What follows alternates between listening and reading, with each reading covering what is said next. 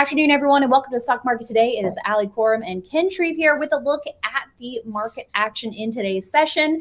And the first quarter of 2022 is done and dusted, Ken. We did see some selling into the close today as we continue to pull back here after an explosive move that we saw take place in the second half of the month. Yeah, so the end of the first quarter was not a very good end to the quarter because I'm seeing all three indexes down by about the exact same percentage decline, 1.55% for all three indexes. So that was a lot. It was a lot different in the morning, and even as the day wore on, they were very modest, kind of orderly declines. But most likely, it's just the end of the third quarter. Maybe some window dressing, portfolio managers making some moves, but not a great close at all.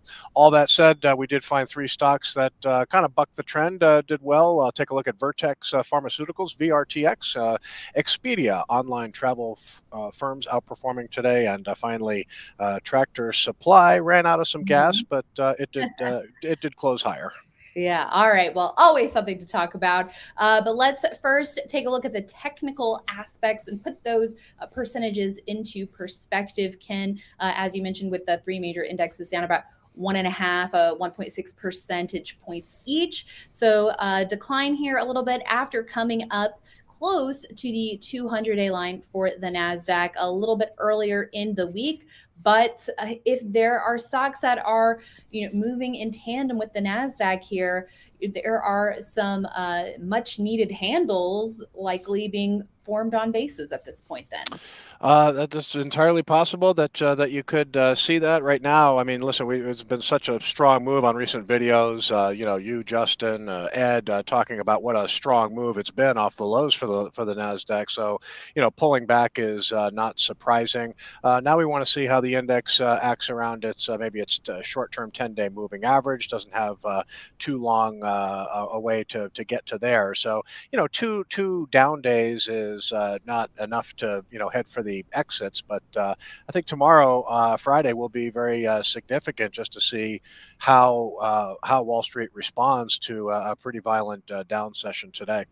All right, and also taking a look at the S&P 500 here, pulling in a little bit as well after getting back above that 4,600 level midweek, now back below it, and like the NASDAQ, its highs from earlier on in February. But again, putting this into the context of where we've come from over the last couple of weeks, still above that 10-day moving average. So I'm with you, Ken. That's definitely a level to watch, and good to see us hold above it. I will also say, and maybe we can go back to the NASDAQ for this, we are now seeing the 21-day line above the 50-day, and that 50-day start to flatten out.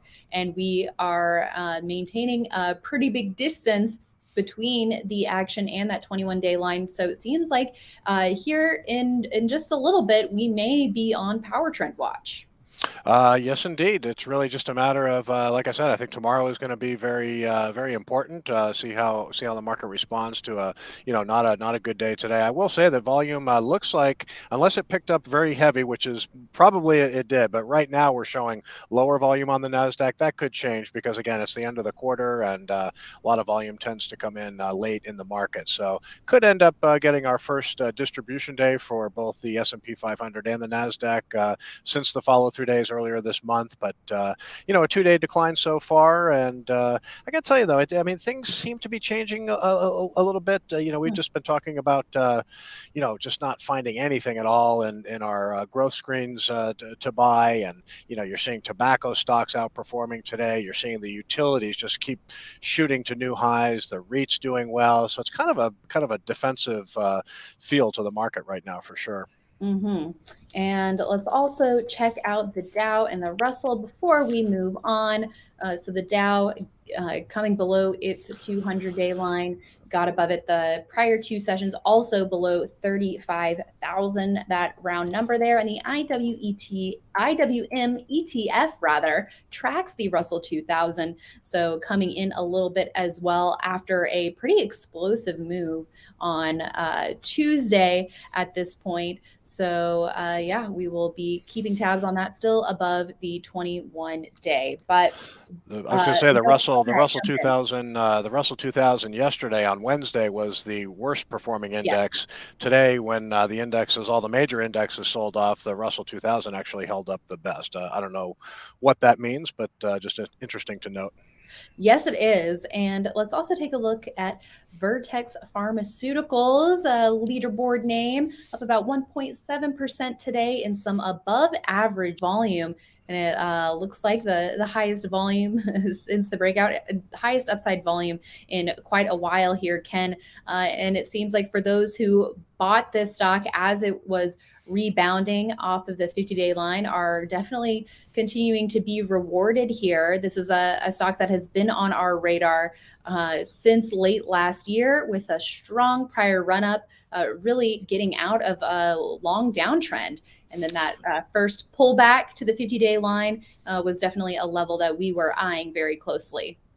So Vertex is a dominant player in cystic fibrosis, really the kingpin in that market. The news today was that they get very positive phase two trial results for a non-opioid pain treatment, and so we know a lot of opioid drugs out there. They're very addictive. Vertex announced two separate phase two proof of concept studies that showed patients tolerated the medication very well, and it works. So that's going to really speed up the development of this drug. They'll talk to the FDA, and so that's very good news for Vertex as the company goes into new markets. Like I said, cystic fibrosis, the dominant market, but obviously making inroads in pain. And did want to mention too about Vertex. We have it on leaderboard. We've been in it for a while now, but Mhm. new people to IBD may be looking at this chart and saying, well, you guys have a rule that if a stock, breaks out to new highs and it's within 5% Right. of the buy zone, it's okay to buy. And technically, Vertex is still in buy range, still in that buy zone from that. Well, I can't really read the 254, the left side Mhm. high there. But this stock, even though it's within the 5% buy zone, it just looks extended at this point. So I would not be buying it up here. We had a chance to add to it. We decided not to. We just felt like we'd be chasing the stock. So that 5% rule is a good one, but you just have to kind of look at how the stock is moving. You can see it's come really, really straight up off the bottom and really has just not had much consolidation at all. So I would not be a buyer up here. A pullback would be much better. Yeah, focusing on those early entries is definitely a sound strategy to make sure that you are getting in and have the opportunity to get more profit cushion before breakouts happen. Yep. And yeah, next on our list, let's take a look at the travel space with Expedia, EXPE. Flipping on over to the daily chart here, we've seen it start to tighten up a little bit. Poked its head up above recent highs a little bit earlier in the week. But do you think that the travel area is ramping up to go here, Ken? Yeah, a lot of online travel stocks outperformed again today. So Expedia is right there. Yeah, this is just a good one for the watch list because some of the travel stocks are looking a lot better. And if more people are going to be flying on airplanes, and we truly have made it through the worst of COVID, you would expect these online travel firms to keep working. So I like Expedia's setup here. You can see it's been kind of building a new home above the 50-day moving average. Particularly like the weekly chart. Just want to go to the weekly chart and just tell people what a really bullish support week looks like on the weekly chart, and you can see it that you highlighted in red. There's a lot of volume in that week when the stock came down hard through its 40-week moving average, and then it closed all the way up near its high for that week with some volume. So that is just a sign that pretty good case for a bottom anyway. It has been working its way higher since then, so we'll just have to wait and see how this base completes, how it consolidates, if it continues to hold around current levels and just continues to move a little bit higher, we could get a nice upside breakout here. But again, we're in kind of a tricky market right now, not an environment where technical breakouts have been, working in spades. And today was a rough session, so we'll see. But it's a perfect Expedia is good for the watch list right now. Yes, a setup to definitely keep on your radar. And let's also talk about the action in Tractor Supply Co. today. TSCO was looking good early on, Ken, getting above that 240 level, some strong volume behind the move. You got that nice run up out of the double bottom, then the stock really tightening up. Something that we like to see. And I thought that the move this morning was a pretty compelling look, but at least for now, it is now squatting, as Mark Minervini would say, which doesn't mean that it can't work, Yeah. but definitely would be an expectation breaker if we see it continue to head lower in a significant way from here. Yeah, well, unfortunately, this one got pulled down with the market. I mean, it was a pretty bad sell-off into the close, and Tractor Supply got dragged down. But credit to Tractor Supply, because it really is one of the best run retailers out there, with just a great management team. Has one of the best track records of earnings and sales around. And even if you look at the weekly chart and you just look at over the past 7, 8 quarters, the results that this company has delivered, you can see sales growth has slowed a little bit in recent quarters. That's probably just due to tough comparisons, where Mhm. when business was booming, a year ago. But I just say it's a great stock, a great company. Good one for the watch list. It's holding near highs. Just because the breakout kind of stalled today doesn't mean that this one can't work in the future. But I just like Tractor Supply as one of the better run retailers out there. Great stores to walk through. Have you been in a Tractor Supply yourself? It's been a number of years, but yes, once upon a time, Yeah, I have been in that store. they're not easy to find around the LA area, but I was Yeah, I was back when in I the lived in Texas. yeah, no, they tend to be in more rural areas, but I was in one. Yeah, it's just a great store to walk around, a great assortment of product. And anyway, so Tractor Supply, the breakout stalled today, but still in a good setup here, and we'll watch this as well.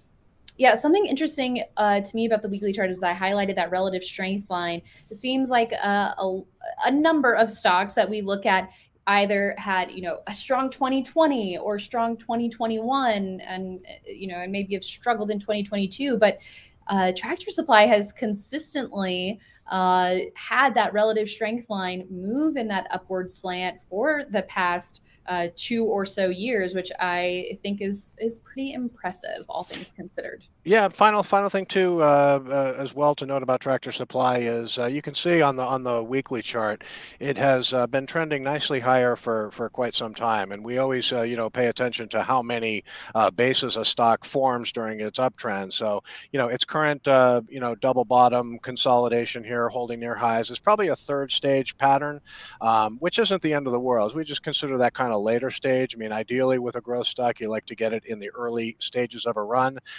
But believe me, breakouts from third stage bases can work. Ideally, first and second stage are your best opportunities.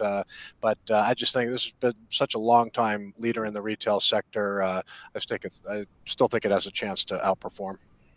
All right. Well, thank you, Ken. And thank you all for tuning in. We'll be back tomorrow morning with more on IBD Live, where we will be joined by special guest Ross Haber of Trader Lion. And we welcome interacting with you in the morning. So make sure you join us, investors.com/IBD Live, for all the details. And you can ask us your questions. And we love the opportunity to get to interact with you all there. And we also see you right back here after the close tomorrow as well to cap off the week.